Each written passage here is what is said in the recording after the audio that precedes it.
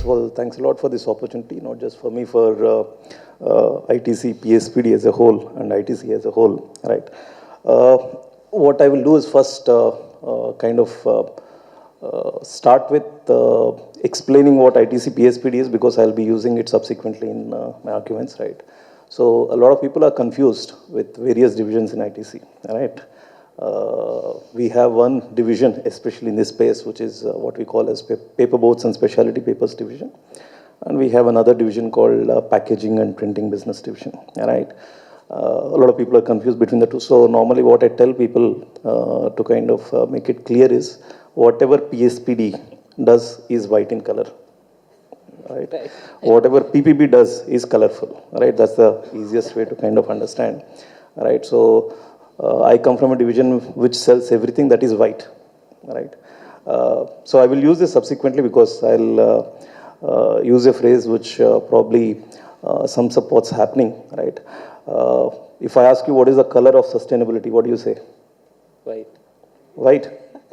What is the color of sustainability? Green. That's what everybody would say. The color of sustainability for packaging seems to be brown, right? So what one big mega trend, right, which will weave further into the story, which is happening is that probably what will happen, this whole thing, how I explain PSPD will change in some time. So I'll have to tell that whatever comes out in white and brown is from PSPD, whatever is more colorful is from PPB, right? So that's what probably how it would move, right? Now coming back to your question, right? You asked about what are the trends and how these trends kind of are being enabled by the technology, right? I would say a part of what are the trends also are kind of driven by technology. A lot of things which could have happened 20, 30 years might not have happened, largely because technology was not available at that point of time, right? So first I'll get into trends, as cliched as it might sound, because you might ask the same question, what are the trends in automobile industry, right? There also the first answer is going to be sustainability, right? EV, so on and so forth. You can ask this question in any industry. I think that's what will come out. Sustainability is a key trend, right? Of course, here also it is a key trend. In fact, a lot of, I've been into the packaging field for only about 2 years right now, right? Before this, I was in the FMCG industry for most of my career. But all the conferences, all the meetings that I attend to, right, 80%, 90% of the buzz and talk is about sustainability. What can we do, right? So obviously, as cliche as it may sound, that is, of course, a trend. We will discuss a little bit more in terms of what it essentially means for us as paperboard manufacturer, right? And a second large trend, I will only focus on these two because there could be a lot of minor trends which are shaping up the packaging industry at this point of time. But the second large trend is e-commerce and in specific quick commerce, right? A lot of you, I've seen, because now almost my home is moved to 100% quick commerce, right? Most of the stuff which comes home, right, in packaging or the way it comes home, most of the cartons are crumbled now, right? When it comes, you have your toothpaste carton or you have some other carton along with that, you have a coconut in that, you have jaggery in that, you have sugar in that. So the way you kind of perceive packaging is also changing. In fact, Suresh has been telling me for the last 10-15 minutes, one of his key problems has been egg packaging, specifically from the point of view of quick commerce, the kind of breakage they're having, the solutions that they would require, right? So these are the two large megatrends probably which would shape packaging industry and which would also mean a lot for what we are doing in the paperboard packaging industry, right? So first, coming to sustainability, there are two aspects to the whole sustainability piece as we see, right? One aspect of sustainability is about waste management, right? And the second aspect of the sustainability is carbon footprint and the concerns around carbon footprint, right? So each of these affect us in very different ways. The solutions are very different. And somewhere there is also confluence between both these solutions, right? Now, when I go to waste management, largely what we are seeing, our consumers and our customers, right, are looking at it in three different ways. This is driven, one, by what consumer perceives, right? and second by regulation. A lot of regulation is playing a lot of role in this whole thing, right? First is obviously how can I avoid plastic? Second is can I reduce plastic, right, if I can't avoid? And third is, along with reducing the plastic, can I use recycled content in the plastic, right? These are the three large themes which are evolving, right? Now, when I go to the first one with respect to how do I avoid plastic, right? All of us know there is a single-use plastic ban which has been in work for quite some time. Compliance might not be 100%, but we have seen a substantial change in the habits and what is happening in that particular space. Now, what's happened because of that is a lot of paper-based packaging, of course, has come to the fore. You'll see mostly paper cups, right? You'll see paper-based trays, you'll see paper-based bowls. A lot of these things are coming, and obviously it has impacted us as an industry.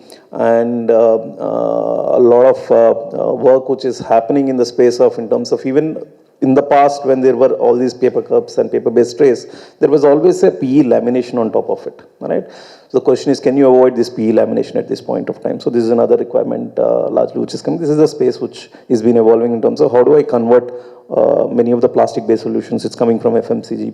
Gift packs, you would see many of the other large packs where there would be plastic trays, foam trays. In electronics industry, there are plastic trays once you open a box. So a lot of this conversion is happening at this point of time into plastic to paperboard. So that's one trend which is happening. And we'll talk about the technology which is also helping this particular trend.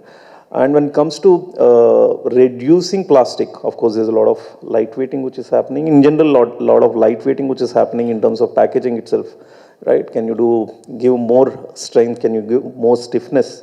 Where I can use more or less substance. So that's another thing which is happening both in plastic as well as paperboard. And the third thing is on recycled content, right? Now, people who are part of this flexibles industry, before this I was in the packaging where we were also doing flexible plastics, right? There a lot of work happening in the industry is about how do I make because the single biggest problem in enabling recycling, right, is a lot of plastic actually is not, is a multi-layer plastic, right? You have layers of PP, PE. Break it down. Right, together, which makes it very difficult to recycle. One is, of course, in terms of how do I segregate, pick, so on and so forth, but even if I segregate, how do I recycle it? It's pretty difficult to recycle a multi-layer packaging. So there's work which is happening in terms of converting multi-layer packaging into mono-layer, so that for example,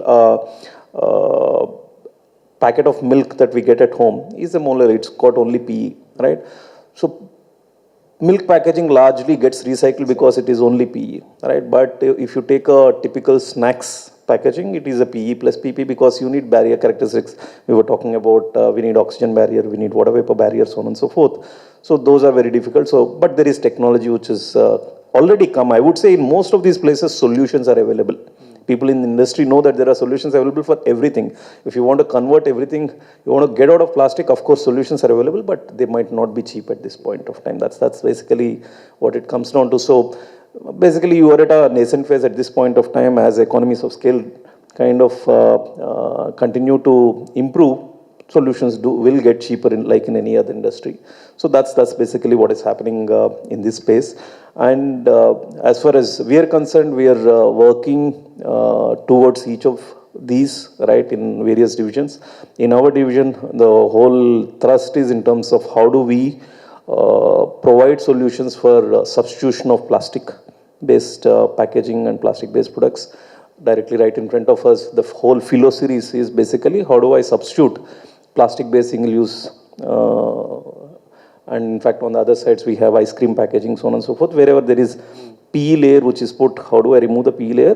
By use of coatings, right? So the biggest technology enabler as to why it is, let's say, made possible in this decade and why it was not possible in the past is the whole development which has happened in material science, the whole development which has happened in the coating space, right? So now we can use coatings to kind of, that's the technology which is enabling. And another technology which is coming up is, which we are working on is, even these coatings right now of multiple substances, we put PLAs, PBS, various other things together to do these coatings. How can you use paper itself to do these coatings which give me all the barrier properties to a board like a plastic, right? So there is a lot of work which is happening on nanofiber, nanomaterials, right, which can make the paper provide the kind of water resistance and the grease resistance which is normally required for it to work like, let's say, plastic.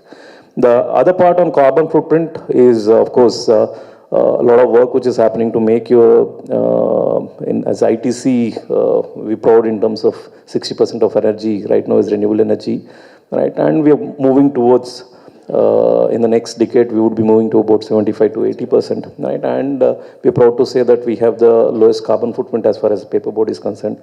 But the biggest myth probably we'll have to burst over here is that normally everybody thinks if it is a paper, right, then should be carbon intensive because you're cutting trees, there is deforestation happening, so hence there is a lot of carbon footprint. The truth is that it's no more the case. Actually, it helps. The more paper that you consume, right, the more carbon you are sequestering, because it's no more, you are not cutting forests to make paper anymore, right? India is 100% on all agroforestry, right? Cultivation of eucalyptus or subabul, which are used for making paper, is essentially a 4-year cycle. So every time you cut and then grow one more tree, you're actually sequestering carbon from the, in fact, we take carbon credits from there, right? So it's actually a carbon positive whole thing. So it's actually not something that has carbon footprint. Carbon footprint is in subsequent processing of that whole thing. So that myth has to be kind of busted. A lot of people still feel it's a carbon intensive because you're doing deforestation. Actually, you're doing afforestation by consuming more paper, right? And how do you make this whole supply chain less carbon intensive? Coming to quick commerce, of course, a lot of work in quick commerce, which is slowly starting, is you have to make your packaging designed for taking care of quick commerce, because it's going to be handled much more harshly than what it was being handled in the past. So a lot of work in that direction in terms of how do you make boards stiffer than what they were. How do you design packaging which can take care of this kind of a harshness? So that's a other direction in which work is happening.